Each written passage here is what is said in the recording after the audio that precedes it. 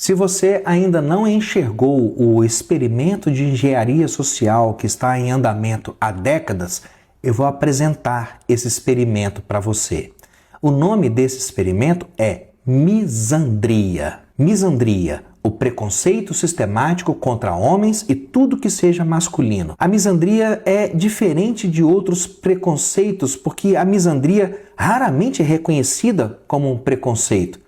Porque a misandria está tão incorporada nas nossas instituições e na nossa cultura que ela se tornou praticamente invisível. Mas os efeitos da misandria não são nada invisíveis.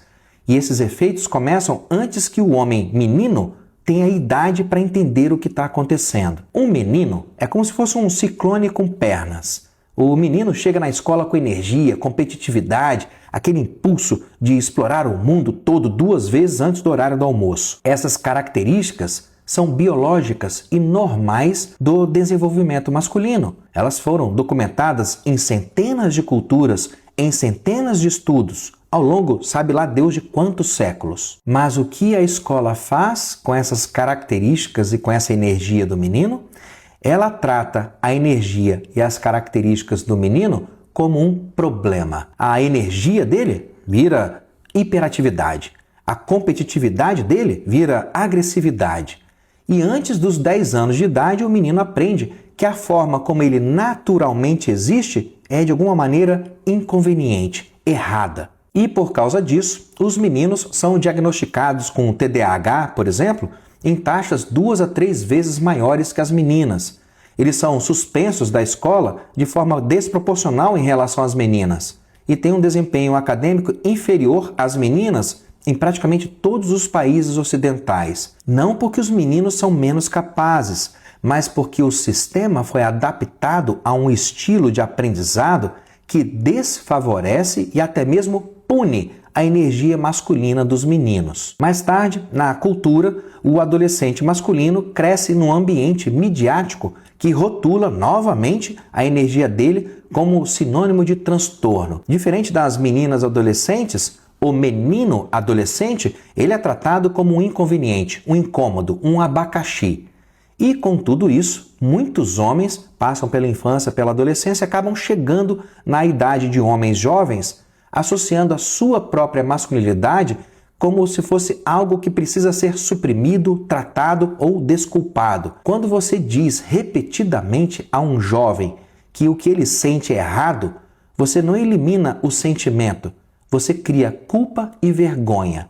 E culpa e vergonha não esclarecem, só distorcem. E a virilidade que aquele menino deveria expressar de maneira positiva vai acabar brotando do outro lado da cerca como hostilidade, falta de direção, isolamento social e busca por identidade em lugares e companhias e comportamentos perigosos. O retraimento, a solidão, a raiva difusa e a dificuldade de construir relações que caracterizam a geração masculina mais jovem têm raiz exatamente nesse vácuo que foi criado quando a cultura praticamente disse aos meninos que a masculinidade é tóxica. Se a masculinidade é tóxica, o que sobra para o homem? Se sentir como se ele fosse uma mulher com defeito? A primeira coisa a ser feita, então, é parar imediatamente com esse discurso de masculinidade tóxica. Eu só vou aceitar falar de masculinidade tóxica no momento em que for dada a mesma ênfase e o mesmo espaço para o debate da feminilidade tóxica. Se não tem debate sobre feminilidade tóxica, se não tem um debate duro, direto e objetivo sobre feminilidade tóxica, então não venha me falar de masculinidade tóxica. Porque a ausência de bilateralidade nesse debate, onde ninguém fala sobre feminilidade tóxica e todo mundo dá um pitaco sobre masculinidade tóxica, essa conversa onde um joga pedras e o outro só toma pedradas, essa conversa até aqui só serviu para santificar toda e qualquer atrocidade cometida pelas mulheres e para condenar todos os homens simplesmente pelo fato deles serem homens. Afastar os meninos e os homens da energia masculina não protege famílias, não ajuda comunidades e não perpetua civilizações. Afastar os meninos e os homens da energia masculina só cria homens sem identidade, homens infinitamente mais fáceis de manipular. A virilidade não é o problema, a masculinidade não é o problema, a energia masculina não é o problema. É justamente a falta disso tudo que está nos causando todo tipo de problemas.